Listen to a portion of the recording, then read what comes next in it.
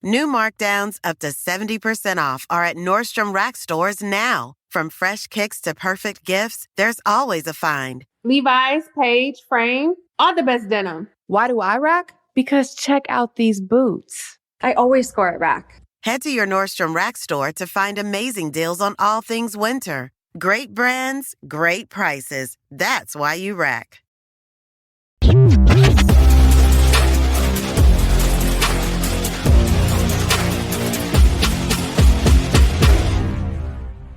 Hello and welcome to Week 7 of Jets Final Drive, even though it feels more like Week 35. I don't even know.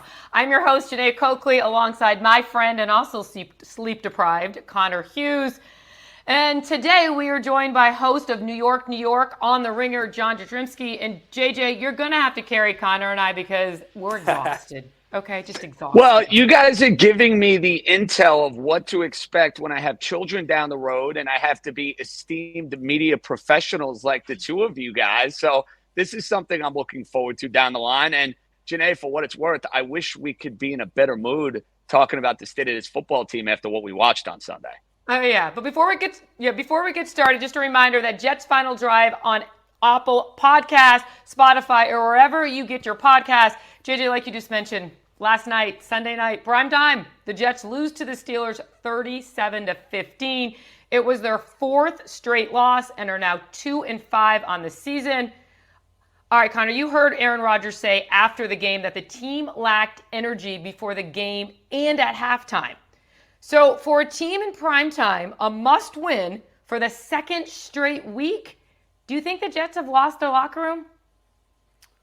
I don't know about losing the locker room, Jeane, but this was probably the most alarming aspect game I can imagine from the Jets. Because if you think about it, like, I understand what Aaron was saying. I understand what Davante Adams said. I understand what Garrett Wilson said. They're all stressing that it's just the little things with this team. It's the details. It's the fundamentals. If they can shore up those things, this team will be fine. But Jeane, it's not weeks 1, 2, or 3 anymore. We are closer to November 1st than we are January 1st. The Jets, or October 1st. The Jets have a brand new head coach. They have a brand new play caller. They have a brand new weapon in Adams. And it's the details, and it's the fundamentals, and it's the little things that have been plaguing this team week in and week out every single week of this season. And eventually, you are, as Bill Belichick said, what your record says you are. This is not 1, 2, or 3 weeks. This isn't a blip on the radar. This is a consistent weekly issue for this team that is not getting rectified, and I'm not exactly sure what else they can do to rectify it. And then when you compound it all with the fact that they had no energy, Jeane, the entire reason why they fired Robert Saleh and they promoted Jeff Ulbrich to head coach, per Woody Johnson's old admission, was because they needed a spark. He said this was the most talented collection of players they've had in the 24 years he's overseen the team, and they needed a spark to get them going again. We are 2 weeks into the Jeff Ulbrich regime, and Aaron Rodgers, the most important player on this team, is saying that this team not only lacked energy at halftime, not only lacked energy after his interception, but they lacked energy before the game, a primetime Sunday night football against a premier team in the Pittsburgh Steelers with a chance to get your season back on the line. I mean, I don't know how much worse it can get, particularly at this moment. Now, Jeff Ulbrich did speak just moments ago, and he did say he didn't necessarily agree with the pregame flatness and energy, but he did say he felt it at halftime. There was Players felt it, though. That's the thing. But Jeane, like Jeff said, this, and I love Jeff. I do. This is not an indictment on Jeff. I do believe he's saying what he has to say because he can't come out and say, yes, this was an issue. But you have a player that's saying it. I mean, it's just that matters. And Jeff's the same one where I asked him after the game, Jeane, because he said it's the little things. This is not, his quote was some variation of, and I'm paraphrasing slightly, but it was, this is not who we are. This is not the team that we are. Eventually, though, you are. And I said that to him. I was like, Jeff, eventually when it's the same things hurting you every single week, the reason you're on a 4-game losing streak, at what point does this become who you are? This is what the team is. Just, unfortunately, it's characteristics of a bad football team that are usually saved specifically for a bad football team. At what point is that who you are? You're just not good enough. And he said you can never admit that because when you do the season's loss, I agree that, but there is such overwhelming evidence right now pointing the Jets in that direction that it is wildly alarming considering the collection of talent the Jets have. And JJ, this team is 2-5. But at the end of the day, there's still 10 games left, and the back end of their schedule was obviously a lot easier than the beginning part of the schedule. Is it too late, though, for the Jets to turn this season around? So it's not too late, Jeane, from a standpoint of the Jets getting themselves in the AFC playoff conversation, because the middle of the AFC is incredibly mediocre, and there are a whole lot of teams with a whole lot of questions. But the division is over by Halloween. That's all you need to know. The Jets already lost to Buffalo. Buffalo won again. The Jets lose again. If you think the Jets are catching the Buffalo Bills, you're as delusional as it gets. It's not happening. And here's my problem. Connor hit on the energy. I'd speak of the vibe. The vibe right now for this team is not good. You can try to sell it any which way you want. They gave up 150 yards on the ground to Najee Harris. They're a team that got torched in the second half by Russell Wilson, who was getting booed out of the building by the Pittsburgh Steelers fans. And listen, this was a 9-point Jet lead. This game turned on a dime the minute Aaron Rodgers threw an interception at the end of the first half.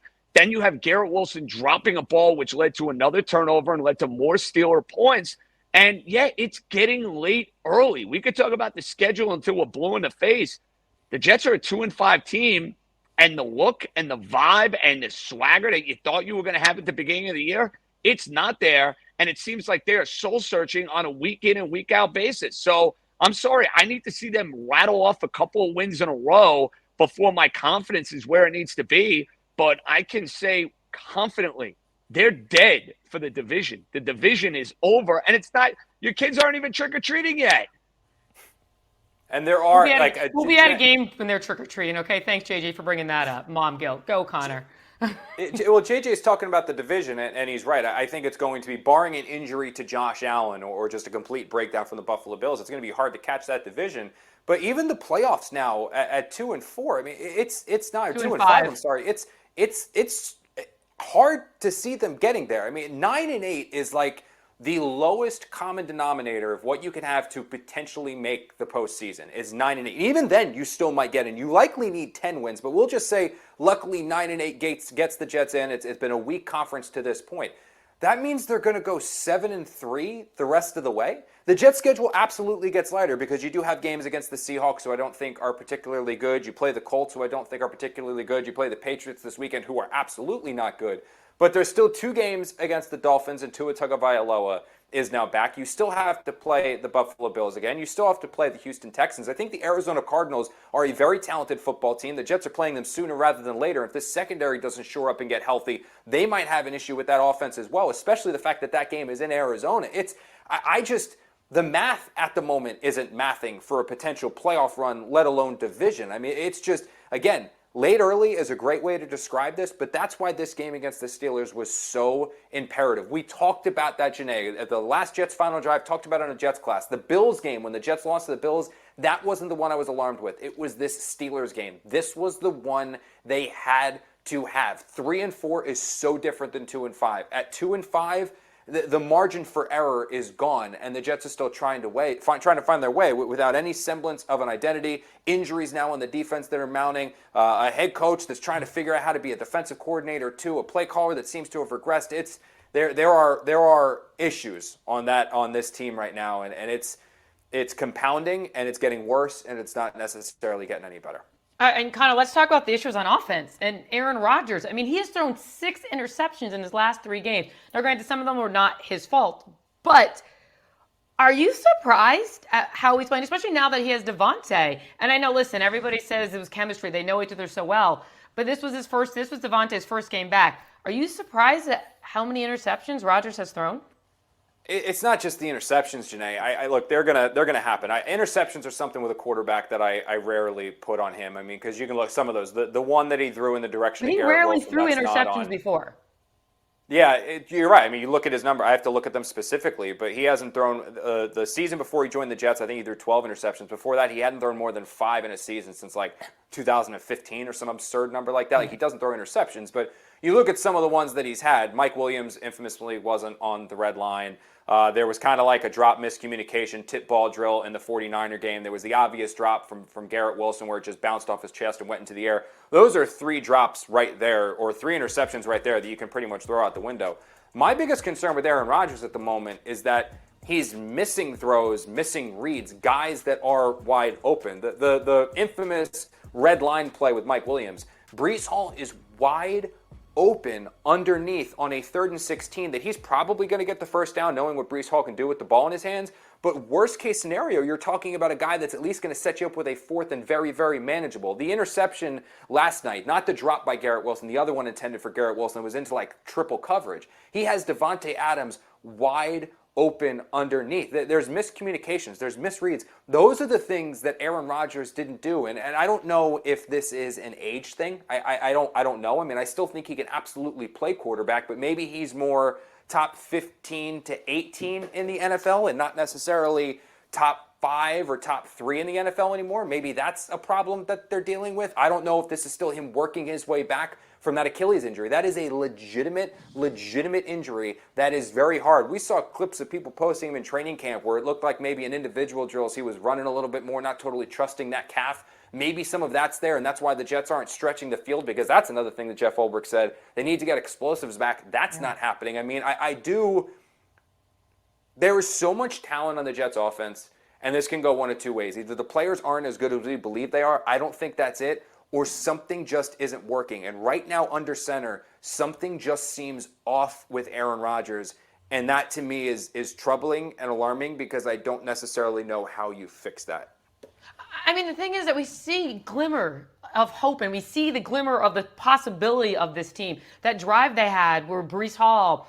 And you saw what Davante Adams did on the field. He opened up space for Garrett. He opened up space. What was your impressions of Davante Adams as his first time as a Jet? I don't think he looked like Davante Adams. You saw glimpses of what could happen. Or was that just a flash in the pan? Yeah, I mean, your glass is half full. I mean, I give you credit for that, but I mean, I don't know, Jeane. I mean, look, here's what I look at this Jets offense, and I think what's probably the most puzzling and the most frustrating and the most surprising and the most like I just can't piece all of it together is that, and last week was probably the best we thought they looked. And they scored, 20 points, and 7 of that came on a Hail Mary where the Bills just rushed 2 guys. Like, that's a 13-point game. I mean, they're averaging, I got to go look specifically at the numbers. Unfortunately, I haven't been able to do it. They're averaging about the same, if not worse, points per game than they were a year ago with Zach Wilson. Like there are so many things right now that are just like, yeah, Davante Adams was out there. Yeah, I mean, there were some plays that were there that he missed. The one time that he tripped when he was open over the middle. He broke in when Aaron Rodgers threw an out route or an out curl on the first play of the game. But the thing with Davante Adams is when you look at the analytics, and Seth Walder, who used to cover the Jets and now works for ESPN and is big into the numbers, when you look analytically at the GPS numbers and everything like that with Davante Adams, there has been a decline in what he can do. Now, he's still a very, very productive receiver because he is fundamentally sound. He is technically sound. He's going to be exactly where he needs to be when he's going to be there. But some of his numbers that he compiled with the Raiders, a lot of that's because of how often they were throwing the ball. He's not the player he was with the Packers. He can still be productive, but if you look at him as this offensive savior, I don't necessarily know if that is him. I just don't see that anymore. The player is Garrett Wilson. He's their dynamic presence. He's the one that really needs to get going. But Adams, yeah, I mean, he's out there. I'm sure he'll get better the more he plays. But it's just, I don't know. I don't think this is like a great Adams was out there. The Jets are fine. Everything's. I don't see it as that at all. Get your holidays started with the perfect tree in your perfect style from the Home Depot. Whether you want something that you can assemble in a few clicks, steal the show with over 2,000 color-changing bulbs, or a tree with lights that can be controlled by remote or foot pedal. The Home Depot has it all in our huge assortment of premium trees. Plus, get free delivery on over 2 million items this holiday from the Home Depot. Subject to availability. See homedepot.com/delivery for details. All right, JJ, we just heard Connor talking about Aaron Rodgers and the offense. I'm going to ask you about this Jets defense because it's gotten bitten by the injury bug recently. I mean, their secondary was depleted. They're without Chuck Clark, Michael Carter II, DJ Reed, but Tony Adams, Ashton Davis got injured during the Jets Sunday night matchup. But the Jets finally worked out a deal with Hasson Reddick. But before we get to that, what are your thoughts on this Jets defense? I'm very underwhelmed. I mean, let's call like it is, Jeane. the Pittsburgh Steelers are not a great offensive team. They're getting booed out of the building in the first half of that game, and they get absolutely torched. And my biggest issue from a Jet defensive standpoint is we talk about this, I feel like week in and week out, they can't stop the run. And until they go and show consistently that they can go and stop the run, they're going to be exploited. They're going to be picked on. And I understand yesterday you saw issues with George Pickens, which would make sense. But then why wouldn't you have Sauce Gardner shadowing George Pickens for all moments of this game? And I don't think Sauce had his best game of the year. I think most of the metrics would kind of point to him not having his best game of the year. But when you got the issues they have in the secondary without DJ Reed, without Michael Carter, you got to make some adjustments. But I think the biggest reason they're having the struggles they're having is the fact that week in and week out, they don't stop the run. You don't stop the run, you're not going to have defensive success. And I don't even look at that, Jay. You're right. I mean, there's an issue with stopping the run, but that's always going to be an issue with this Jets defense because they are built as a unit that wants agility and quickness. And sometimes when you want agility and quickness up front on the defensive line, you're going to forego some of that beef you need to block the run. The biggest issue I have with the Jets defense right now, and I don't think it's completely tied entirely to the injuries and all that stuff, but the last 2 weeks, when the Jets fired Robert Saleh, they didn't promote Jeff Ulbrich and then also promote somebody else to be their interim defensive coordinator. You essentially took all of the responsibilities that Robert Saleh had as a head coach, gave them to Jeff Ulbrich while also still keeping him as the defensive coordinator. That is so much to put on the plate of somebody with head coaching experience, let alone somebody who has no head coaching experience, is a young coach in the NFL anyway, is doing this for the very first time, doing this on the fly where he hasn't had any offseason to prepare for this. He's been a defensive coordinator, now he's the head coach. And it's almost like when the Jets fired Robert Saleh, they had their issues on offense. But by firing Saleh, they have now created a new slew of issues on defense because I don't know, there's so much on the plate. Ultimately, what I think we're going to see is Jeff's going to give up some of the play calling duties, whether it's going to go to White Cotton or Ruttenberg or whoever they're going to give it to. I do think it's going to have to change. Something's going to need to adjust there because I think one of the biggest reasons the defense is struggling right now is that. There's too much on Jeff Ulbrich's plate at the moment. I 100% agree with that one, Connor. Like you said, he became a head coach and defensive coordinator all in a week. All right, JJ, let's talk about Hasson Reddick. He's back in the building. Do you think he is a huge impact and will help this defense immediately? Well, Jeane can't hurt. We know what his resume is as a player. I mean, this is a guy who was the best defensive player on the field, 2 years ago when the Philadelphia Eagles destroyed the San Francisco 49ers in an NFC title game. But I have serious questions about what kind of shape Hasson Reddick is going to be in. I mean, we're talking about an NFL player showing up in the middle of the year, trying to get acclimated with a new team. You know, Connor, this is uncharted territory. These are uncharted waters for a whole lot of guys. You don't see this often. So in theory, yes, Hasson Reddick is a good player. Yes, he should help their pass rush. Yes, he should help their defense. But is Hasson Reddick going to be the version of the player we saw 2 years ago with everything that has unfolded here over the last few weeks? I'm not holding my breath that he's going to show up and have 3 sacks in his first game. I just think it's asking a lot. I mean, that's just reasonable timeline, expectation, what have you. Guys don't show up in week 8. They don't show up for, training camp and preseason, everything that we have, and all of a sudden hit the ground running. It's asking a lot. And Connor, you just talked about stopping the run. Hasson Reddick isn't known for stopping the run. No, but I think he will probably shore up some of the issues that we saw from the Jets and the Steelers a night ago or last night. I mean, because you saw Russell Wilson was just throwing prayer balls to George Pickens and Pratt Freiermuth, and these guys were pulling them down. I mean, we know, Jeane, what the Jets defense wants to do because we've seen it for the years that Jeff Ulbrich has been this team's defensive coordinator. They want to trot out 4 dominant pass rushers up front, create pressure with their 4, and then drop the rest back. That's what they want to do. That's why you've seen during the years before this year under Jeff Ulbrich, the Jets have never rushed never blitzed, more than 18 or 19% of the time, according to ESPN stats and information. That number was up to 30% going into that Steelers game. They don't have Bryce Huff anymore. They do not have John Franklin Myers anymore. They don't have the ability to just rush 4 and create a consistent pressure. So Ulbrich had to adapt to survive, and he started blitzing.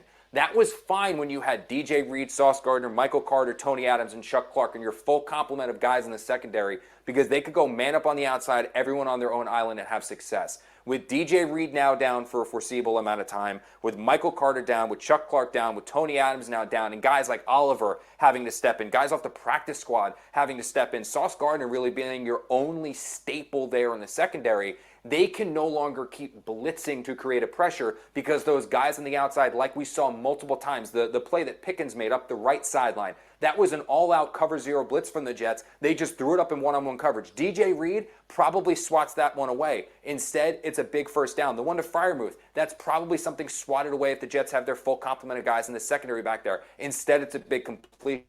What Hasson Reddick should theoretically allow the Jets to do, even immediately, even if he's not in complete football shape, is give them a situational pass rusher on the outside on third down, where the Jets, with him on one side, Quinnen Williams in the middle, maybe Michael Clemens or Javon Kinlaw, and then Will McDonald, who's got his 8 sacks this year. That front four should theoretically be able to get a pressure and a push just themselves, which will allow the Jets to keep extra guys in the secondary, which theoretically, again, theoretically assuming Reddick is still at least able to create some kind of pressure, that will allow them to get back to their style of defense that can now protect their secondary, knowing their front can get home. All right, guys, so we hit on offense. We hit on defense. We might as well just hit on the special teams, okay? Because Greg Zuerlein had an extra point and a field goal blocked. Xavier Gipson muffed a punt that luckily was not recovered by the Steelers. JJ, do the Jets need to make some changes on special teams? You know, it's funny, Jeane, there are so many issues plaguing the team. We talked about the Rodgers interception. We talk about the run defense. The kicker obviously has gotten a lot of attention, and I think justifiably so. I mean, you think about the Buffalo game a few weeks ago, it was incredibly costly. The Denver game, not as much. To me, there were other problems in that game, but Zuerlein missed a big kick. I, at the very least, am bringing some competition in here for Zuerlein. I know he's been a good Jet. I know he's had some good years, but these kickers to me are like relief pitchers. They lose it fast, and look at those numbers right there. 8 of 13, getting field goals blocked, it's unacceptable, and you know, when it rains, it pours. That, to me, is kind of where you're at from a Jet standpoint, where you have issues offensively. You have issues defensively. And then to make matters worse, you can't have muff punts. You can't have missed field goals or blocked field goals. And we're talking about a sloppy football team that is not a well-oiled machine at the moment. I keep talking about vibe, and the vibe being off. The vibe is off basically on all 3 facets of the game. And you guys hit on it. Jeff Ulbricht's in a really tough spot. He's the coach, interim, 2 weeks. You got all these just moments of crisis and turbulence, and you got to deal with it. It's going to take some brave soul searching to get the Jets out of the rut that they're in. It's when it rains, it pours, and that's what's happening. That kick, Jeane, I mean, we forget. He had an extra point blocked as well. It was just called back because I think there was a leverage call or something like that the Steelers were arguing, believing that was nothing. The kick that was blocked, that was a low kick. It wasn't like the Steelers had some crazy guy come flying around the edge. Someone missed a blocking assignment in the middle. It was just a line drive kick on a pretty much a pitch shot that was snapped away. And like JJ said, it's the best comparison. Connor Rogers made this as well. Kickers are relief pitchers. They're good until they're not. And this is the case with Greg Zuerlein. But I think that right now this is so far down on the totem pole of problems with the Jets because, yeah, I mean, look, we can make the argument of do they beat the Broncos if Greg Zuerlein makes the kick? I mean, those were ridiculously hard conditions to kick in that situation with the weather and all that other crap. But, yeah, probably. I mean, they certainly, maybe the game changes a bit if he's able to connect that and keep it a one-possession game and things like that against the Broncos, against the Steelers last night. But the biggest issue I still have with this team, and it's the issue that I had when Robert Saleh was the team head coach, and it has not changed in any way, shape, or form with Jeff Ulbrich, is that the offense right now is just not good enough. And it blows my mind because you look at the roster, and it is so ridiculously talented.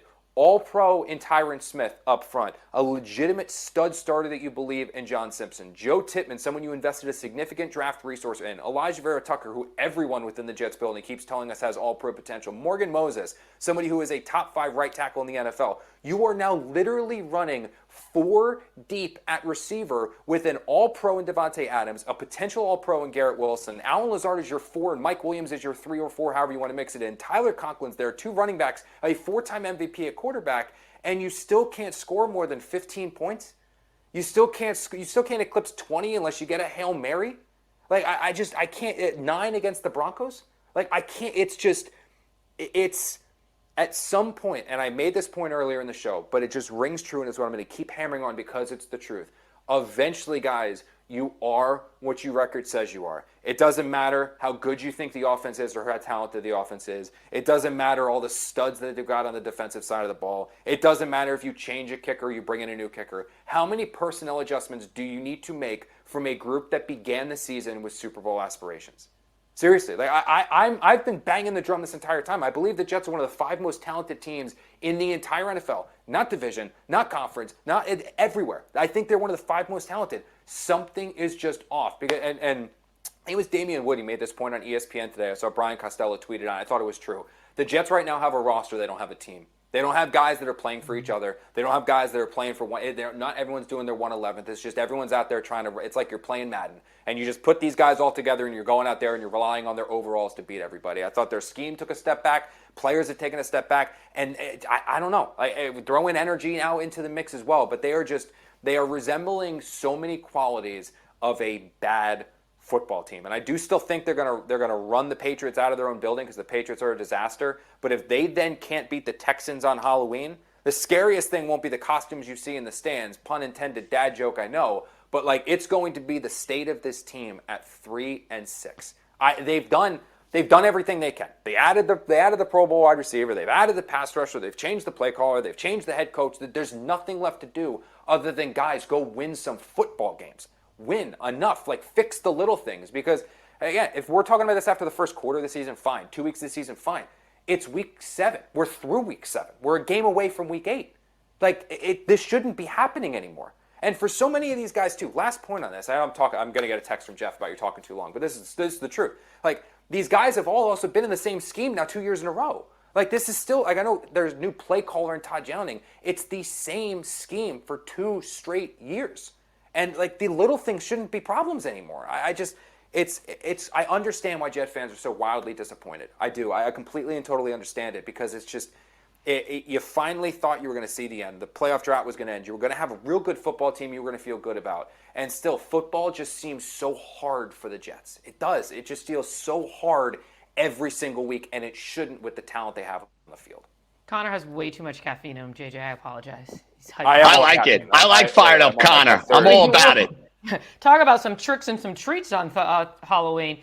Connor just said you are who your record are. Well, JJ, I'm going to ask you this because the Chiefs are 6-0. All right. Yeah. Patrick Mahomes is having an off year. He's thrown 8 interceptions and only 6 touchdowns. Now, in comparison, Rodgers has 10 TDs and 7 interceptions.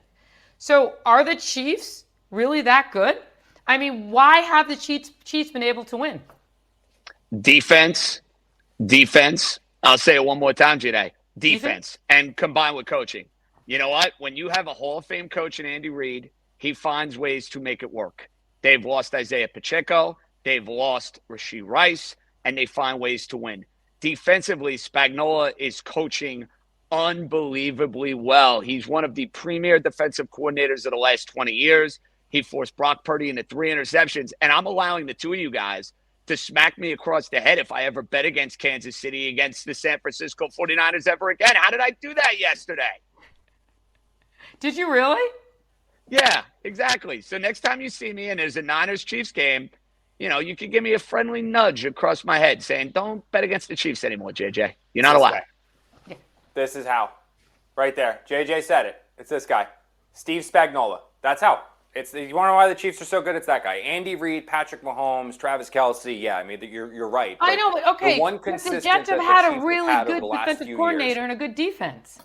He did it against the Patriots. He's been doing it for as long as he is a hell of a football coach. He really is. And it's one thing when you can trot out what a guy who will probably go down as the most talented quarterback to ever play in the NFL and Patrick Mahomes, and they still have weapons. The guys are going to get healthy and they're going to get back in there. It would not surprise me in the slightest, by the way, if the Giants receiver Darius Slayton ends up being a receiver for the Chiefs and making huge plays in the playoffs this year. But that defense is going to ball out year after year after year. The Chiefs invested the financial resources on that side of the ball, and it has made such a substantial difference for them because every single game You don't need Patrick Mahomes to be Superman. He'll still make Superman plays. He certainly did it with that run up the sideline, lowering his shoulder to get into the end zone. But this team in the Chiefs, every week they're going to have a chance. They're going to have a chance because of that defense. All right, JJ, Vibe, Jeane. I'm giving you Vibe, Jeane. plan. It's on you, JJ. My point on the last thing. Sorry, I keep interrupting you. Go. No, I appreciate that. I interrupted you. The vibe. The Chiefs have a vibe. They have a winning culture. You asked what the difference is between the Jets and the Chiefs. The Chiefs expect to win. They lose guys. They keep churning. They know their coaching is going to be there. They know their leadership is going to be there. They have one of, if not the best culture in the entire NFL.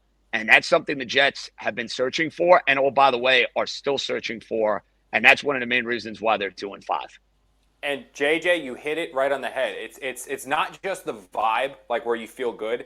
It almost feels like, and maybe this is because of the, I say culture of losing, not that it's like bad people or bad coaches or bad man. I don't mean it like that. I mean it like the Jets have just had so many tough losses and such a just endless string of losing over the last 13 years, even ever since Robert Saleh came in. I know a lot of the guys that were with Adam Gase and Mike McCagnon are gone, but talking about 2019, 2020, 2021, 2022, 2023, and now 2024, when you have so many players that are just accustomed to it not working, that even when you're in a situation where you're leading like you are and like the Jets were 15-3 and 15-6, even when you're in that situation, when you have such a history of losing, it's almost like guys end up sitting there in those situations like, how are we going to blow it here?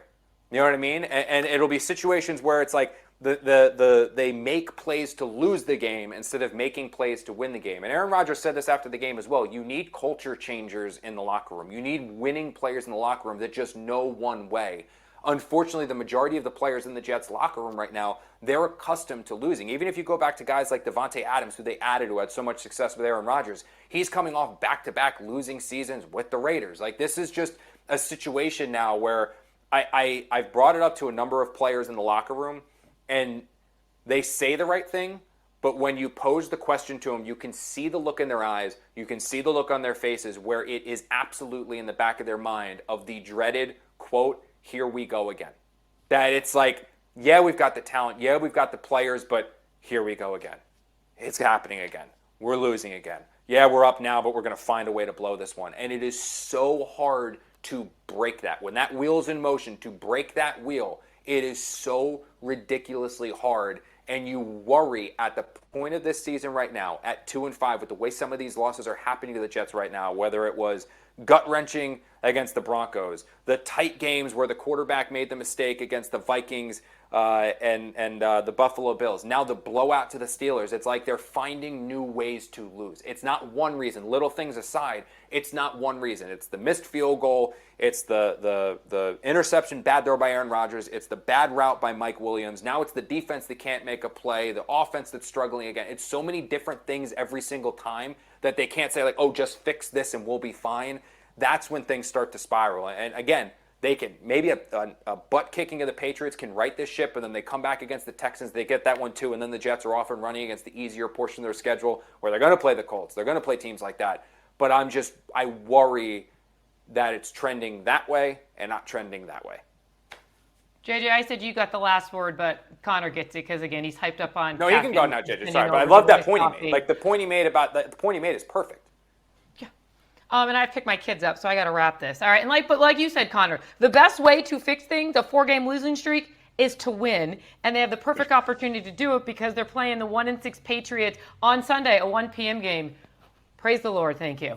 Oh, then they make a quick turnaround again. Like you said, they play the Texans on Halloween. Hopefully there's more treats than tricks. All right, so thank you guys all for joining us on this episode of Jets Final Drive. Again, listen to Jets Final Drive on Apple Podcasts, Spotify, or wherever you get your podcast. For Connor, Hughes, and JJ. Hey, appreciate you jumping on, JJ. I know you're in LA and doing all your other stuff down there. I'm Jeane Coakley. See you next Monday to recap the Jets-Patriots matchup.